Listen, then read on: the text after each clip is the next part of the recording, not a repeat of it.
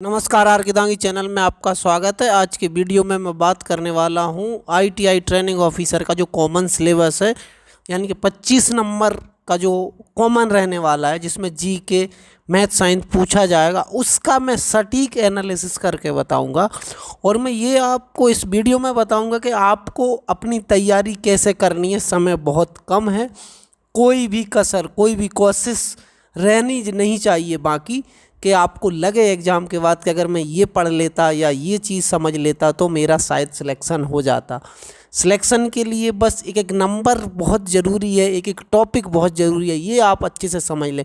Training officer का exam हो और बाकी व्यापम या प्रोफेशनल एग्जामिनेशन बोर्ड द्वारा आने वाले सभी एग्ज़ाम में ये जो मैं सिलेबस बात करूँगा, ये आपको ग्रुप 4 के लिए भी पढ़ना है, एसआई के लिए भी पढ़ना है, आपको कांस्टेबल के लिए भी पढ़ना है, पटवारी के लिए भी पढ़ना है। ये जो सिलेबस, ये जो मैं बात करूँगा, ये जो आपको टिप्स मैं दूंगा, ये सभी एग्ज़ाम में काम आने वाली है और बहुत ही ज़रूरी है। और मुख्यतः जो लोग आईटीआई ट्रेनिंग ऑफिसर की तैयारी कर रहे हैं तो उसी का एग्जाम्पल मैंने इस वीडियो में लिया है। लेकिन दोस्तों, चैनल पर वीडियो पहली बार देख रहे हैं तो चैनल को सब्सक्राइब करके बेल आइकन को ऑन कर दें, जिससे कि हर एक अपडेट आपको मिल सके। और इस वीडियो को शेयर भी ज़रूर कर दें कि बाकी साथियों तक भी ये इन्फॉर्मेशन पहुंच सके। जैसा देखिएगा, एक जो टेक्निकल पार्ट का जो 75 नंबर का क्वेश्चन पेपर होगा, उसमें जो सिलेबस दिया हुआ है, तो ये आईटीआई में जो सिलेबस पढ़ाया जाता है, आईटीआई में जो बुक चलती हैं कोपा इलेक्ट्रीशियन ट्रेड की, वही वाली बुक में जो सिलेबस दिया है 2016 वाला, लेकिन 2017 में रिवाइज हो गया, चेंज हो गया है सिलेबस। तो ये जो 2016 वाला सिलेबस है, इससे मैं ये बता रहा हूँ आपको कि ये जो सिलेबस है वो आईटीआई में जो पढ़ाया जाता है बच्चों को, वही सिलेबस है जो आपको पढ़ना है। और ट्रेड थ्योरी का, ट्रेड प्रैक्टिकल का, ट्रेड का ही सिलेबस आपको ध्यान देना है। तो ये तो खैर ठीक है, आप यहाँ से डाउनलोड कर लेंगे। मैं अब आ जाता हूँ क्वेश्चन पेपर पर। 2 क्वेश्चन पेपर मैं 1 बाय 1 यहाँ से स्टार्ट करूँगा। लेकिन क्वेश्चन पेपर स्टार्ट करने से पहले मैं थोड़ा एक बार आपको सिलेबस के बारे में बता देता हूँ। एक एक पॉइंट आप समझिएगा, यहाँ पर आप बिल्कुल स्किप ना करें, एक एक चीज़ आप पूरा वीडियो देखें अंत तक।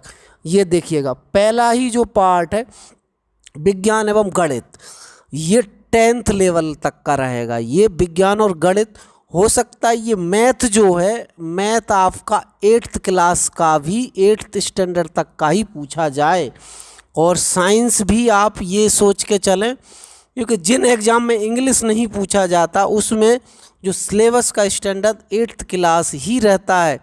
तो मेरा ये है कि आप अपना मैथ साइंस 10th लेवल तक का तैयार करके रखें।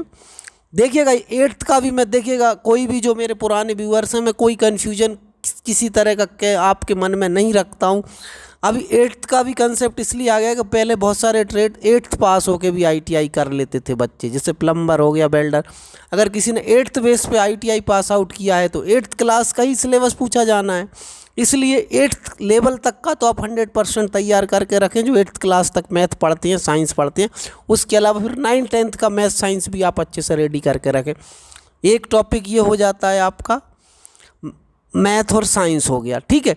इसके बाद सामान्य ज्ञान। अब सामान्य ज्ञान में जीके की अगर हम बात करें, एमपी जीके, सबसे बड़ा दुर्भाग्य दोस्तों कि हमारा जो Madhya Pradesh professional examination board है, इसने सिलेबस को एक ब्रीफिंग नहीं दी है। बाकी केंद्र की जितनी भी जॉब है उनमें सभी सिलेबस को बताया हुआ है मोटे तौर पे कि क्या क्या पूछा जाता है। हिंदी में जैसे पर्यायवाची पूछेंगे, व्याकरण, संज्ञा, सर्वनाम, समास, संधि, ये पूछे जाते हैं। ऐसे उन्होंने क्लियर कट एक ओवरव्यू दिया है, लेकिन यहाँ पर उन्होंने बोल दिया सामान्य ज्ञान। अब बच्चे पढ़ते रहो, कुछ भी पढ़ते रहो, international, national, statics, general awareness पढ़ लो, हिस्ट्री पढ़ लो, ज्योग्राफी पढ़ लो, ये सब पढ़ते रहते हैं बच्चे। मीन्स बच्चों को परेशान किया हुआ है, क्योंकि सिलेबस तो बहुत होता है सामान्य ज्ञान के अंतर्गत। लेकिन हम पेपर देखेंगे अभी, उसके अंदाज़ा आपको लग जाएगा। उस पेपर के अकॉर्डिंग मैं आपको बताऊंगा कि किस तरीके से आपको सामान्य ज्ञान की तैयारी करनी है। विज्ञान गणित का भी मैं बता दूंगा। गणित पिछले एग्जाम में पूछा नहीं गया था, लेकिन इस बार पूछा जाएगा, क्योंकि हर बार अपडेट होता है तो आप एकदम शॉक्ड हो जाते हैं कि अरे ये तो पहले पूछा ही नहीं गया था, ये अब इस बार चालू कर दिया। अब तार्किक ज्ञान, रीजनिंग नॉलेज हो गया और बेसिक कंप्यूटर, ये मैंने आपको बता दिया है कि ये टॉपिक आपको 1 बाय 1 में क्वेश्चन वाइज डिस्कस करूँगा। ये 25 नंबर का आने वाला है। ये पोर्शन भी इस बार बहुत महत्वपूर्ण है। और साथ ही साथ आपने एक से अधिक ट्रेड से ITI की है तो फिर ये 25 नंबर आपको स्ट्रॉन्ग कर लेनी है। साथ ही साथ ग्रुप 4 की तैयारी करें, चाहे सब इंजीनियर की तैयारी करें, कोई भी वैकेंसी की आप तैयारी कर रहे हैं, ये चीज़ें सभी पेपर में आती ही आती हैं। चाहे असिस्टेंट ग्रेड 3 की तैयारी कर लें आप, या आने वाली जो भी और वैकेंसीज़ हैं, किसी भी वैकेंसी में ये चीज़ पढ़ना है आपको। तो हमारे साथ तैयारी जीत की हम ये सीरीज स्टार्ट करने वाले हैं, जिसमें हम आपको क्वेश्चन पेपर का पूरा निचोड़ करके बताएंगे पूरा। चलिए मैं अभी स्टार्ट कर देता हूँ, आपको क्वेश्चन पेपर से स्टार्ट करता हूँ मैं। चलिए देखिएगा, ये क्वेश्चन पेपर है एक, और दूसरा क्वेश्चन पेपर हम बात कर लें, एक ये है क्वेश्चन पेपर। अब आप इससे अंदाज़ा लगाइए, आपने सामान्य तौर पर आपने क्या देखा, विज्ञान और गणित। अब देखिएगा, अगर इसकी मैं बात कर लूँ, ये जो पहला ही क्वेश्चन है, क्या पूछा गया है पहले क्वेश्चन में, आप देखिए, पीलिया यानी जॉन्डिस जिसके रोग के लक्षण क्या हैं, मतलब कौन सा जो हिस्सा है शरीर का वो प्रभावित होता है पीलिया से। अब देखिए आप, पीलिया का उन्होंने पूछ लिया, या जॉइंटिस बोलेंगे इंग्लिश में इसको, डिसीज के सिम्टम्स क्या हैं। अब आप देखिएगा, ये तो आपने समझ लिया लीवर इफेक्ट होता है पीलिया में। अब आपको मलेरिया को भी पढ़ लेना है आपको, बाकी और अब इसमें क्या हो जाता है, ये डिसीज आ गया। अब आप समझिए, या हम बोलेंगे बीमारियां आ गया, बीमारियां पे क्वेश्चन आना ही आना है। अब जॉइंटिस को पूरा पढ़ लेंगे हम, इसमें प्रभावित कौन सा होता है, किसके कारण होता है, जो इसका फैलाने वाला, रोग फैलाने वाला जीवाणु विषाणु को क्या होता है वो भी हम पढ़ लेंगे। इसके अलावा मलेरिया भी पढ़ लेंगे, मलेरिया में कौन सा पार्ट होता है प्रभावित, या बीमारियां जितनी भी हैं जो कॉमन हमने 8वीं तक 10वीं तक पढ़ी हैं, उनके सिम्टम्स हैं, किसकी कमी से होती है कोई बीमारी। एक क्वेश्चन ये हो गया। मैं थोड़ा इसे ही क्वेश्चन डिक्लियर आपसे डिस्कस करूँगा। एक बीमारी पे हो गया क्वेश्चन, मतलब आपको डिसीज पढ़ लेना है, बीमारियां कौन सी बीमारी किस कारण से होती। अब दूसरा क्वेश्चन की बात कर लें हम। दूसरे क्वेश्चन पे क्या पूछा, in which district of Madhya Pradesh will you find the Satkhanda place. Satkhanda place मतलब सतखंडा महल आप मध्य प्रदेश के किस ज़िले में है। अब आप समझिए ये कहाँ पर है, सतखंडा महल दतिया में। अब दोस्तों करना क्या है आपको, मेनली आप समझिए, जैसे छतरपुर ज़िला हो गया, छतरपुर में खजुराहो है, टीकमगढ़ है, टीकमगढ़ में राम राजा का मंदिर। तो अब आपको करना क्या है कि ये आपको समझना है कि आपको क्या पढ़ना है, महलों के बारे में। क्या पढ़ना है, एक महल कि कौन सा महल कहाँ पर है। तो मध्य प्रदेश के अंतर्गत जितने भी महल हैं, पैलेस हैं, उनको आप पढ़ लेना है, उनके ज़िले के नाम पढ़ लेना है, कौन से क्षेत्र में हैं वो सब पढ़ लेना है, किसने बनवाए, किसके लिए बनवाए, क्या उसकी ख़ास बात है। ठीक है, अगर उस महल में मतलब देखिए बनवाया किसने, क्या ऐसे कुछ विशेषताएं रहती हैं, और वो किस ज़िले में स्थित है। एक तो आप ये पढ़ लेंगे महल, मतलब मध्य प्रदेश के महलों के बारे में आप पढ़ लेंगे, पैलेस के बारे में। ठीक है, एक आपने बीमारी पढ़ लिया, दूसरे नंबर पर आपने मध्य प्रदेश में जो महल हैं उनके बारे में पढ़ लिया। अब महल के बारे में आप सीधा लिखते जाइए, या फिर सबसे एक और तरीका बता दूं, आप छतरपुर पढ़ लिया आपने, छतरपुर में क्या क्या चीज़ें हैं, कौन कौन से महल हैं, कौन कौन से त्यौहार फेमस हैं, कौन कौन से मेले लगते हैं, या उनमें कौन सा खनिज पाया जाता है, किस किस चीज़ के लिए कौन सा ज़िला प्रसिद्ध है, कौन सा नेशनल हाईवे निकला है, उसमें और क्या क्या ख़ास बात हैं, वो ज़िलों के बारे में भी हम पढ़ सकते हैं। तो ये आपको क्या करना है, मध्य प्रदेश का मैप आपको निकाल लेना है। मैप के अंदर आप छतरपुर पे उंगली रख दो, छतरपुर में कौन सी नदियाँ निकली हुई हैं, किस नदी के मतलब जैसे मान लेते विदिशा है, विदिशा में क्या क्या फेमस है, विदिशा कौन सी नदी के किनारे बसा है, उसका पुराना नाम क्या है, भेलसा है, बेतवा नदी के किनारे बसा हुआ है, और क्या क्या है यहाँ पर पास में, कौन सा स्थल है आपका, सांची है, सांची रायसेन में। मतलब ये इस तरीके से आप अपनी तैयारी रखें, और पिक्चोरिकल नोट्स बनाएं, मतलब डायग्राम बना के नोट्स तैयार करें, और फिर उनको रिवीजन भी करते रहें। सप्ताह में एक दिन रिवीजन करें, जो भी चीज़ आपने पढ़ ली है 5 दिन 6 दिन में, उसका रिवीजन करें एक दिन में, क्या आपने कितना याद रख पाए, कितना आप भूल गए, वो बहुत ज़रूरी है। मुरैना हो गया, टीकमगढ़ हो गया, तो फिर आपने ये चीज़ समझा, मध्य प्रदेश के महल ये पढ़ लिया। ठीक है, अब हम बात करते हैं, थोड़ा और आगे चलते हैं तीसरे क्वेश्चन पर। अब आप देखिए, Lata Mangeshkar the famous singer was born in which of the following palace. Place, कौन सी जगह लता मंगेशकर का जन्म हुआ था। अब आपने लता मंगेशकर का जन्म समझ लिया, ये क्या सिंगर हैं फेमस, सभी को पता है, अभी इनकी डेथ हो गई है, इनको भारत रत्न भी मिला था।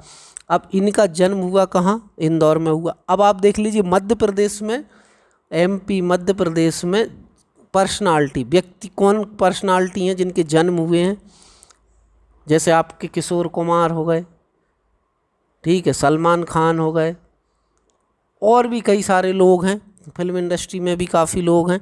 वैसे भी बहुत खास कोई क्रिकेटर हो सकते हैं, राइटर हो सकते हैं, स्पोर्टमैन हो सकते हैं। इनका जन्म मध्य प्रदेश में हुआ है, तो मध्य प्रदेश के किस ज़िले में हुआ है, जैसे बहुत सारे हैं, तो ये आप इनको पढ़ लेना है आपको। Famous personality which were born in Madhya Pradesh, या एमपी में जिनके जन्म हुए हैं उनको आप पढ़ लें अच्छे से, ठीक है। मतलब व्यक्तियों को आपको पढ़ना है जिनका मध्य प्रदेश में जन्म हुआ है, किस ज़िले में हुआ है, और वो व्यक्ति किस चीज़ में प्रसिद्ध है। मान लो क्रिकेटर है, सिंगर है, अभिनेता है, लेखक है, कवि है, ये सारी चीज़ों को आपको समझ लेना है। किसी ने बुक लिखी है मध्य प्रदेश के लेखक ने, वो पढ़ लेना आप। मैंने एक चीज़ बता दिया, तीसरा क्वेश्चन। अब आ जाता हूँ मैं चौथे क्वेश्चन पर। ये मैंने आपको तरीका बता दिया, अब आप समझिएगा। डीजल लोकोमोटिव ये इंजन है, ये कहाँ है, इसका कारखाना कहाँ पर है, वाराणसी में है। अब आप पैरामपुर में क्या चीज़ है फेमस, बेंगलोर में क्या क्या है, कपूरथला में क्या क्या है, या फिर आप लोकोमोटिव वर्क के अलावा और कौन कौन से कारखाने मध्य प्रदेश में आपने सुने हैं, पढ़े हैं, तो उनको आपको पढ़ लेना है। अब मध्य प्रदेश में दिवाली, मध्य प्रदेश किस अवसर पर देवी गीत गाए जाते हैं, दिवाली पर गाए जाते हैं। अब आप देखिएगा शिवरात्रि पर क्या फेमस होता है, मकर संक्रांति क्या फेमस, कौन से क्या किस लिए फेमस होता है, होली पे क्या फेमस होता है, होली पे जैसे राई गाई जाती है, फाग जिसमें बोलते हैं, फाग गाते हैं, इस टाइप से आपको पढ़ लेना है। ये आपने जो पंडित रविशंकर ने कोई बुक लिखी है, ये इन्होंने बता दिया है। दूसरी आत्मकथा का नाम क्या है, पहली आत्मकथा उन्होंने माई म्यूजिक माई लाइफ लिखा है, दूसरी आत्मकथा क्या लिखा है, रागमाला, और बाकी अ लाइफ इज़ म्यूजिक, ये इनके बारे में भी आप पढ़ लेना, ये किसने लिखी हैं और किसके बारे में इन्होंने क्या क्या लिखा हुआ है। ये मैं इस वीडियो में 10 ही क्वेश्चन कवर करूंगा। बाकी आपको कि स्वतंत्रता संग्राम सेनानी ने मराठी समाचार, केसरी, अंग्रेजी, मराठा, ये तरह से लिखें। बाल गंगाधर तिलक आ गया इसका ऑप्शन। अब आप समझिए बाल गंगाधर तिलक ने ये चीज़ लिखी है। अब आप समझिए M.K. गांधी ने भी कुछ, महात्मा गांधी ने कुछ किताब लिखी है, राजगुरु ने, भगत सिंह ने, इनने सब ने कुछ ना कुछ पेपर निकाला है, कोई संगठन बनाया है या कोई समाचार पत्र लिखा है, तो फिर आप इन चीज़ों को भी आपको पढ़ना है। Rabindranath Tagore renowned the knighthood, मतलब नाइटहुड उन्होंने स्वीकार कर, इसके विरोध में रविन्द्रनाथ टैगोर ने नाइटहुड की उपाधि छोड़ दी थी। तो अब आप देखिएगा कौन सा था, यह इसका ऑप्शन, जलियांवाला हत्याकांड। अब जलियांवाला हत्याकांड कब हुआ था, कौन सी ईयर में हुआ था, जलियांवाला बाग कहाँ पर है, और इसके अलावा बाकी ये हिंदू और मुस्लिम के बीच नस्लीय हिंसा, ये तो ऑप्शन है नहीं। ब्रिटिश ग्रांड इंडिपेंडेंस, ये यही ऑप्शन है, क्योंकि ये कोई इवेंट है ही नहीं है इस टाइप के कोई फेमस, ठीक है। इसके अलावा हम बात कर लेते हैं, नवा क्वेश्चन है, कौन सा पुरस्कार आदिवासी लोक पारंपरिक कलाओं के सम्मान के लिए प्रदान किया जाता है। अब आप इसको समझ लीजिए, ये कौन सा सम्मान है, तुलसी सम्मान। अब आप देखिए तुलसी सम्मान इसमें दिया जाता है, तानसेन पुरस्कार संगीत के क्षेत्र में, ये कालिदास पुरस्कार, शिखर पुरस्कार, इनके बारे में आपको पढ़ लेना, कब चालू हुए, किसको पहली बार दिया गया, या इस बार किसको दिया गया, किस फील्ड में दिया जाता है, ये हमने समझना है। अब आखिरी क्वेश्चन आने वाला है, 10वां question, who was the governor general of India at the outbreak of the first world war. जब प्रथम विश्व युद्ध हो रहा था, जब इंडिया के लॉर्ड गवर्नर कौन थे, ठीक है, जनरल, सॉरी गवर्नर जनरल कौन थे, सॉरी, इसमें आंसर है लॉर्ड कैनिन। आंसर क्या है इसका, लॉर्ड कैनिन। अब आपको लॉर्ड कैनिन तो आपने पढ़ लिया, लॉर्ड क्लाइव कब थे, कॉर्नवालिस कब थे, लॉर्ड डलहौजी कब थे, इनने क्या क्या काम करे हैं, इनके बारे में आपको थोड़े से नोट्स बना के रख लेना है। इनने क्या खास सुधार किए या खास कौन कौन से काम किए, कौन सी लड़ाई के टाइम पर ये थे, तो ये आपको थोड़ा थोड़ा सा पढ़ लेना। बाकी और डिटेल में इसमें भी आपको नहीं जाना है। इसी तरीके से मैं अगर बात करूं तो आपको ये छांट लेना है, पूरे के पूरे ऑप्शन छांट लेना है, और उस देखो जैसे जनसंख्या से पूछ लिया उन्होंने, दतिया आंसर आ गया। तो इस तरीके से मैं बात करूं, ये पहले जो 25 क्वेश्चन हैं ये सामान्य ज्ञान से ही पूछे हैं उन्होंने, डिसीज़ के बारे में भी पूछ लिया, ये अब आप सोचिए हिस्ट्री के बारे में भी पूछ लिया, ज्योग्राफी के बारे में भी पूछ लिया, साथ ही साथ उन्होंने बुक वगैरह ब्रह्म राक्षस किसने लिया, मतलब ये काफ़ी चीज़ें हैं, ये पेपर पड़ा हुआ है, प्रोफेशनल एग्जामिनेशन बोर्ड की साइट पर। इसी तरह के अगर अपडेट आप लगातार चाहते हैं, चैनल को सब्सक्राइब कर लें, इस वीडियो को शेयर जरूर कर दें। दोस्तों मैं एक एक चीज़ आपको बताऊंगा आने वाले समय में, और ये जो मैंने बताया आपको Madhya Pradesh professional examination board में हर एक परीक्षा में ये चीज़ें पूछी जाती हैं। ये कॉमन सिलेबस है, सभी एग्ज़ाम की तैयारी इसी के साथ साथ होगी। चाहे आप किसी भी, चाहे आप जेल प्रहरी किसी भी पोस्ट की तैयारी करें, चाहे पटवारी की करें, किसी की भी करें, आप सभी तरीके से आपको इस तरीके से नोट्स बनाना है, तैयारी करना है और आपको एग्ज़ाम निकालना है। और जब आपका एग्ज़ाम अच्छा जाएगा तब हमें आप बिल्कुल चैनल पर बताइएगा कि आपने किस तरीके से तैयारी की, कुछ फ़ायदा हुआ या नहीं हुआ। आज की वीडियो में इतना ही, फिर मिलेंगे एक नई वीडियो नई जानकारी के साथ। तब तक के लिए बहुत बहुत धन्यवाद।